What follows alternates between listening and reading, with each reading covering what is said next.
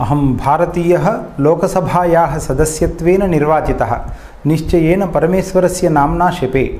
अहं सुषमा स्वराजः लोकसभायाः सदस्यत्वेन निर्वाचितः निश्चयेन परमेश्वरस्य नाम्ना शपे। यदहं विधिना स्थापितं भारतस्य संविधानं प्रति सत्यां श्रद्धां निष्ठां च धारयिष्ये। यदहं भारतस्य सम्पूर्णप्रभुत्वसम्पन्नताम् अखण्डतां च रक्षिष्यामि। यदहं भारतस्य सम्पूर्णप्रभुत्वसम्पन्नताम् अखण्डतां च रक्षामि। तथा यत्पदं ग्रहीतुम् अहम् उद्यतोऽस्मि तस्य कर्तव्यानि श्रद्धापूर्वकं निर्वक्ष्यामि। तथा यत्पदं ग्रहीतुम् अहम् उद्यतोऽस्मि तस्य कर्तव्यानि श्रद्धापूर्वकं निर्वक्ष्यामि।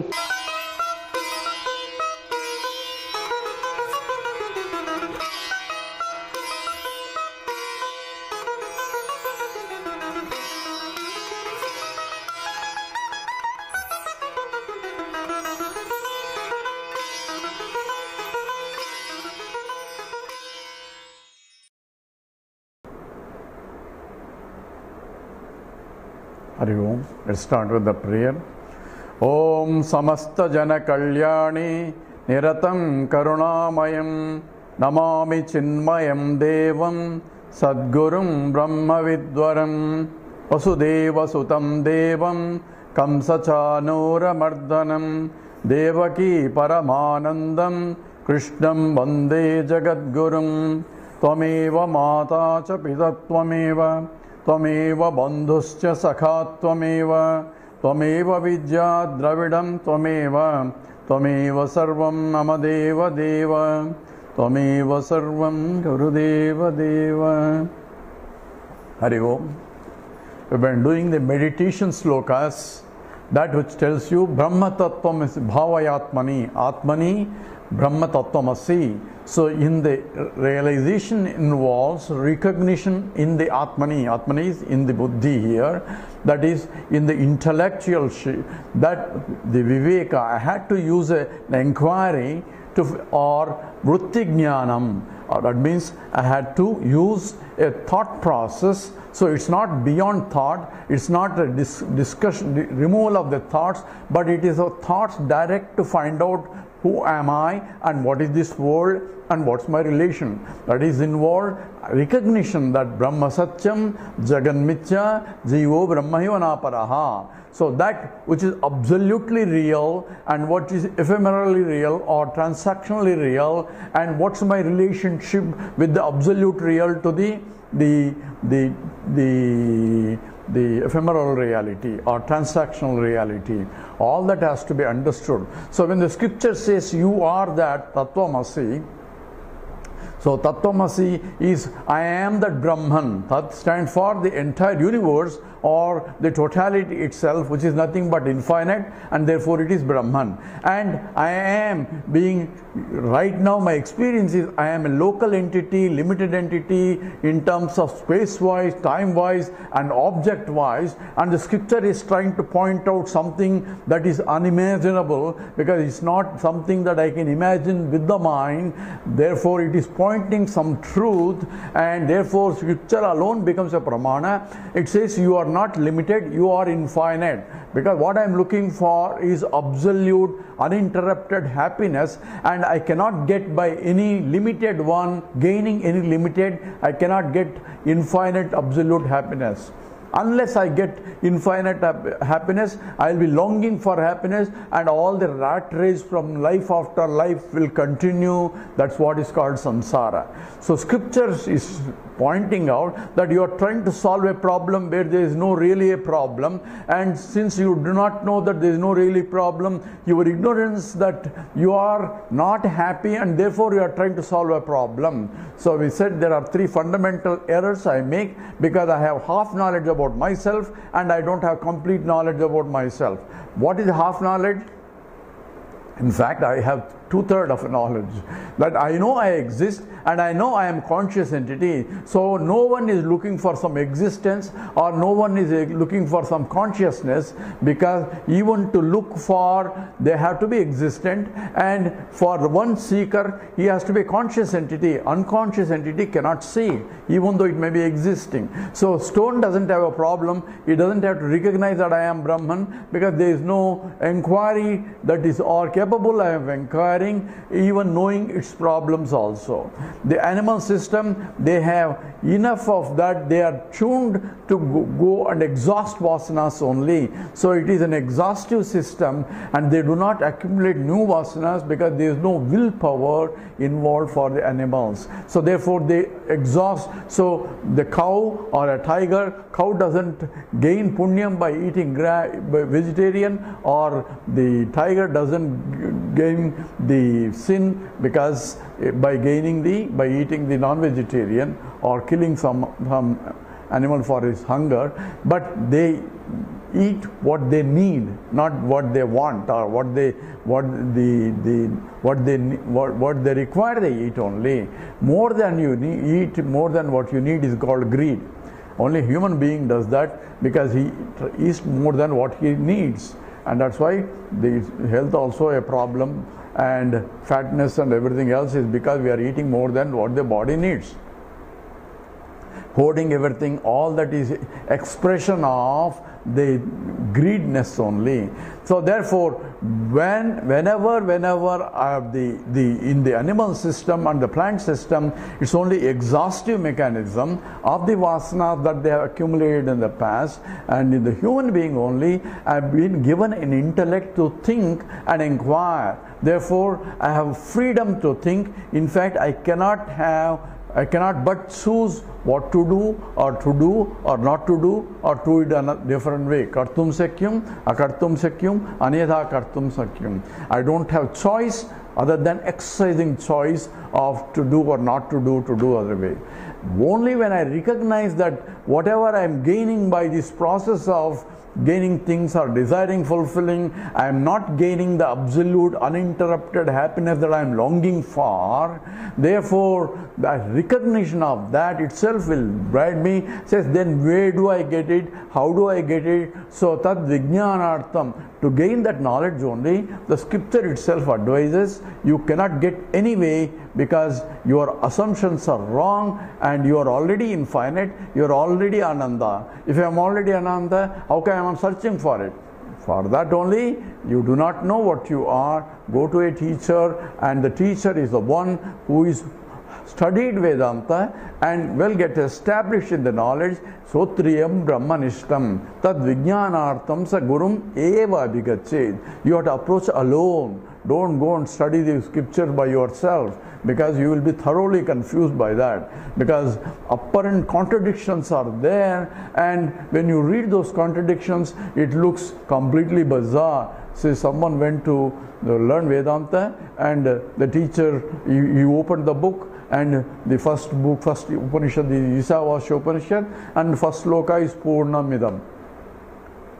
Purnamada Purnamidam Purnat Purnamudachyate Purnasya Purnamadaya Purnameva Vasishyate. That's a famous sloka. And this says what is the meaning? He read the meaning. This is full, that is full, and from fullness came, and from fullness is added or subtracted, fullness alone remains. So what is this? It looks like some rattling of a child. What is Purnam and what is Purnam? There are too many Purnams and all that. He thoroughly got confused and says Vedanta is some childish. That's what he came. Whole Vedanta is packed in that sloka. So therefore, tad vijnartham gurum eva abhigacche.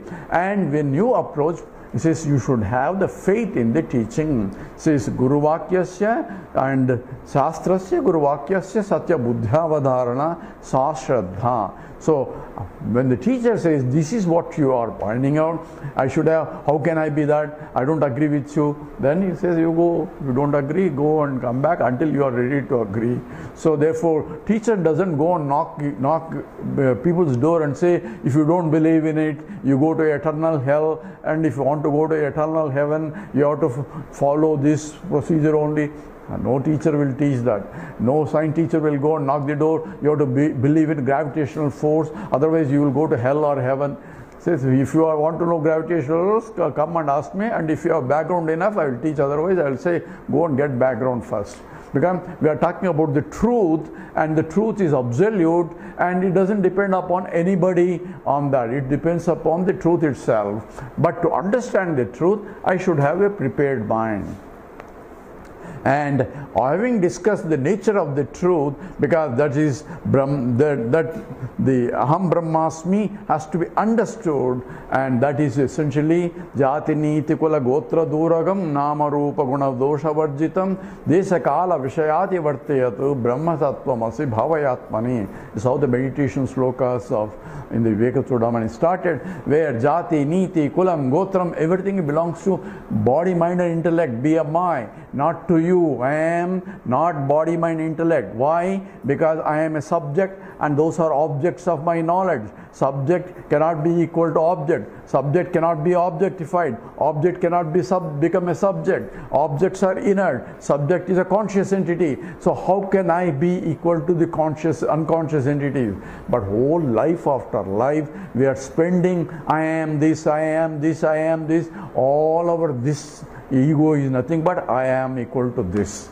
So I am a conscious entity, this is inert entity. The very confusion is obvious that it is I am, this cannot be, I cannot be this. So that's essentially Scripture says, I am not this, I am not this, neti, neti, neti.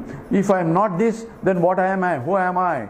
Then how do I know who am I? I can eliminate everything, but I cannot eliminate myself. But what is the self that I cannot eliminate?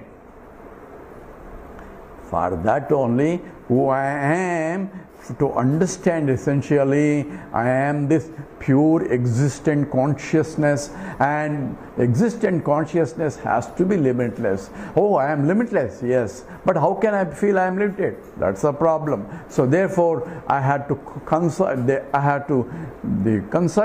knowledge that I am pure existent consciousness, infinite, but I have notion that I am this body, mind, intellect. So what is the difference between how can I be that? All that has to be understood. So Jati, Niti, Kulam, Gotra, Duragam, Desa, Kala, Vishayati, Vastuyatu. All that has to be rejected because they are all finite and they are limited by space, limited by time, I am limited by object-wise. But I am pure existent consciousness, and the scriptures points out, you are Brahman.